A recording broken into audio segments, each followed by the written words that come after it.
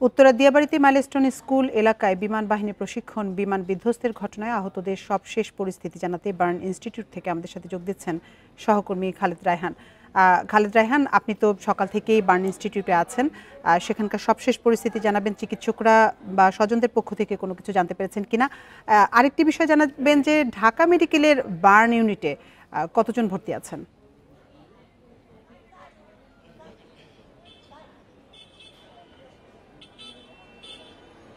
দেখুন, স্বজনদের সঙ্গে আসলে সেইভাবে কথা বলার সুযোগ হয়নি, কারণ এই যে হাসপাতালটি রয়েছে বার্ন ইনস্টিটিউট, তার সকলেই কিন্তু আসলে 2 তলা এবং 3 তলায় তারা চিকিৎসা নিচ্ছেন। যে সকল আহত অবস্থায় যারা এসছেন তাদের স্বজনরা আসলে সরাসরি সেখানেই চলে যাচ্ছেন। তবে বাইরে আসলে সেই অর্থে কারোর সঙ্গে কথা বলার সুযোগ হয়নি। এখানে বাইরে যাদেরকে দেখতে পাচ্ছেন সবাই উৎসুক জনতা, ভলেন্টিয়ার, পুলিশ এবং সেনাবাহিনী ছাড়া আসলে এখানে আর কোনো সদস্য নেই।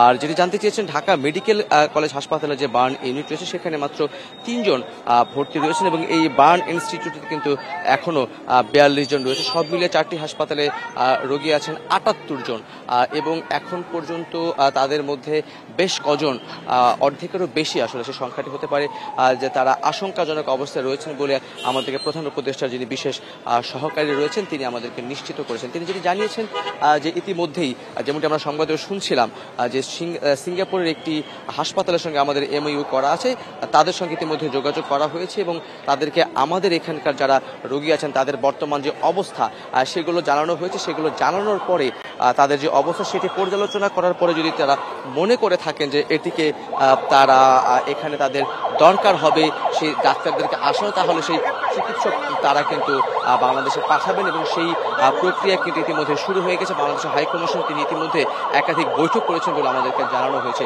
রক্তের একটি বিষয় নিয়ে গতকালকে থেকে বলা হচ্ছিল যে নেগেটিভ গ্রুপের রক্ত একেবারেই পাওয়া যাচ্ছে না, সেটি কিন্তু গতকালকে বলে দেওয়া হয়েছে। গতকালকের মতো সেটি পর্যাপ্ত পরিমাণে পাওয়া গেছে। আজকে সকাল 8টার সময় সবাইকে আসতে বলা হয়েছিল এবং সেই অনুযায়ী অনেকেই আমরা দেখেছি তারা এখানে এসেছেন। আসার পরে তাদের নাম এবং ব্লাড গ্রুপ লিখে রাখা হয়েছে। যদি প্রয়োজন হয় তাহলে তাদের কাছ থেকে সেই তথ্যগুলো অনুযায়ী তাদের কাছ থেকে সেগুলো চাওয়া হবে।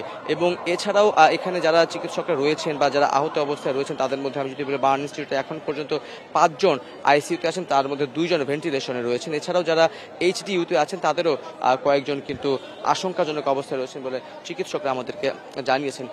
এরই সঙ্গে এখানে যারা হাসপাতালে যারা রয়েছেন চিকিৎসক থেকে শুরু করে নার্স এবং সংশ্লিষ্ট সকলের ছুটি বাতিল করা হয়েছে এবং যে সাপ্তাহিক ছুটি সেটিকেও কিন্তু বাতিল করা হয়েছে সেবাকে নির্বিঘ্ন করার জন্য। কয়েকজন উপদেষ্টা সকাল থেকে এখানে এসেছেন। পুরোপুরি কার্যক্রম সেটি কিন্তু তত্ত্বাবধান করা হচ্ছে এবং এই হাসপাতাল ছাড়াও বাকি যে হাসপাতালগুলো রয়েছে সেখানেও সমন্বয় করে কাজ করা হচ্ছে। অন্যান্য হাসপাতালে বেশ কিছু আহতরা রয়েছে। ছোট্ট একটি বিষয় সেটি হচ্ছে যেই 27 জনের মরদেহ পাওয়া গেছে বা 27 জন মারা গেছেন।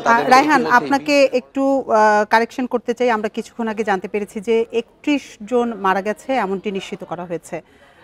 আপনার কাছে আরেকটি বিষয় জানতে চাই। গতকাল আমরা আসলে যেমনটি দেখেছিলাম যে হাসপাতালের ভেতরে অনেক উৎসুক জনতা বা স্বজনরা ঢুকে পড়ছেন, আজকের পরিস্থিতি কেমন দেখছেন? এ ব্যাপারে কোনো পদক্ষেপ কি নেওয়া হয়েছে?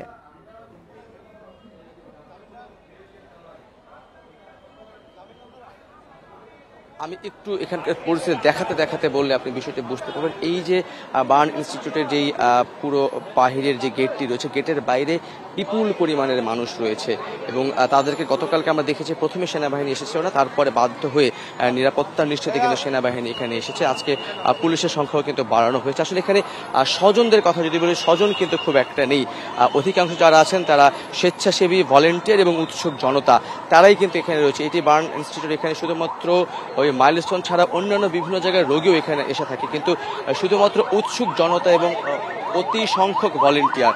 আমি যদি বলি এইখানে যেই পরিমাণ ভলেন্টিয়ার দরকার তার চেয়ে কয়েক গুণ বেশি ভলেন্টিয়ার কিন্তু এখানে উপস্থিত রয়েছেন, যার ফলে এইখানে যে সার্বিক যেই সড়ক ব্যবস্থাপনা থেকে শুরু করে সেই উৎসুক জনতা সেটির কিন্তু চাপ অনেকটাই সামলানো কঠিন হয়ে পড়ছে। এবং তারপরেও আমরা দেখছি যে আইন শৃঙ্খলা বাহিনী থেকে শুরু করে যারা রয়েছেন তারা কিন্তু সেটি সামলানোর চেষ্টা করছেন। তবে স্বজনরা যারা আছেন তারা কিন্তু খুব বেশি এখানে ভিড় করছে না, কারণ যেমনটা আগেও বলছিলাম যে দোতলা এবং 3 তলায় তারা কিন্তু সেখানে গিয়ে আসলে অবস্থান করছেন। সেখানে আসলে আইসিইউ, এইচডিইউ এবং যে কেবিনগুলো রয়েছে, যার ফলে স্বজনরা নিচে কেন যারা বাহিরে অপেক্ষা করছেন তারা একেবারে আমি যদি বলি উৎসুক জনতা এবং ভলেন্টিয়ার এবং আইন শৃঙ্খলা বাহিনীর সদস্যরা রয়েছেন।